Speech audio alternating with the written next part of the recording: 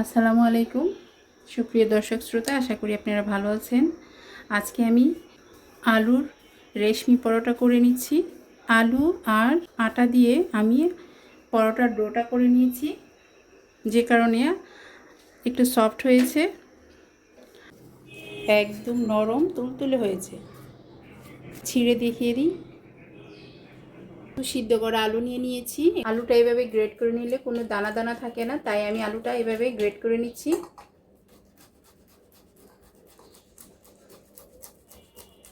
আর আলুর এই রেশমি পরোটাটা অনেক সফট হয়ে থাকে। দেখিয়ে দিচ্ছি, এই যে সবগুলো আলুকে গ্রেট করে নিয়েছি। এখন এখানে লবণ দিয়ে দিব। এখন আটা দিয়ে দিচ্ছি। আটা দিয়ে অল্প অল্প করে গুলে নিব, কারণ এখানে কোনো পানি ইউজ করব না। এভাবে অল্প অল্প করে গুলে নিতে হবে।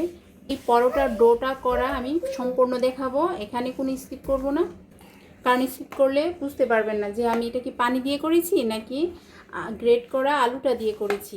দেখতে পাচ্ছেন আমি একটুও পানি দেইনি। এখন আমি কিছু ধনেপাতা কেটে রেখেছিলাম, ধনেপাতাটা দিয়ে দিব। এখন এটা এইভাবে ডোটা তৈরি করতেছি। যদি এখানে আরও কিছু আটা লাগে আমি আরও কিছু আটা দিব। কিছু লাগবে, অল্প করে লাগবে, এই যে অল্প করে দিচ্ছি। আর এই পরোটাটা যে কত সফট হয় এটা আপনারা না করে খেলে বাসায় বুঝবেন না। খুব ভালো করে ডোটা তৈরি করে নিয়েছি। এখন কিছুক্ষণ এভাবে রেখে দিব। দেখতে পাচ্ছেন ডোটা অনেকক্ষণ এভাবে রেখে দিয়েছিলাম, একদম সুন্দর একটা স্মুথ ডো হয়েছে। আমি এখন রুটি বেলে নিব। ভালো করে লেচিটা একটু মতে নিয়েছি।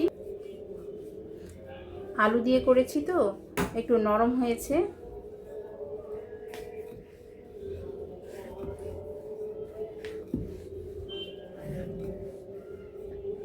এভাবে সবগুলো রুটি আমি বেলে নিব। আর ধনে পাতা দিয়েছিলাম, দেখেন দেখতে খুব সুন্দর লাগছে উপরে। আমার রুটিগুলো বেলা হয়ে গেছে, এখন আমি ভাজতে নিয়ে যাব। আপনারা ঘি দিয়েও করতে পারবেন, আবার বাটার দিয়েও করতে পারবেন, কোনো সমস্যা হবে না। ঘি দিয়ে বাটার দিয়ে করলে খেতে আরও বেশি সুস্বাদু হয়।